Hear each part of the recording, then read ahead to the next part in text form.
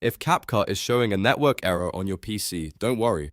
In this video, I'll walk you through a few simple fixes that usually solve the problem fast. This is a common issue, and it can happen because of a weak connection, blocked network access, or just a temporary glitch inside the app. So before you panic, follow along step by step, and by the end of this tutorial, you'll know exactly what to do to get CapCut working again. And if this video helps you out, make sure to hit that like button and subscribe for more quick software fixes just like this. First, check your internet connection. Make sure your Wi-Fi or mobile data is stable and working properly. Try opening a website or another app to confirm that your connection is actually live. If everything else is loading slowly, the problem may be your internet rather than CapCut. Also, if you're using a school, office, or work network, that connection may be blocking CapCut servers. In that case, try switching to a different network if possible, such as a home Wi-Fi connection or a mobile hotspot. Sometimes just changing networks is enough to fix the error immediately.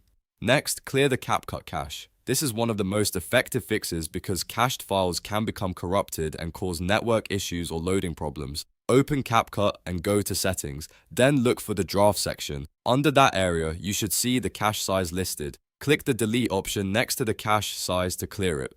This removes temporary files that CapCut no longer needs and can often refresh the app so it connects properly again. After clearing the cache, the next step is to restart CapCut completely. Don't just minimize it, fully close the app. If needed, open Task Manager and make sure CapCut is not still running in the background. Once it is fully closed, reopen the app and test it again.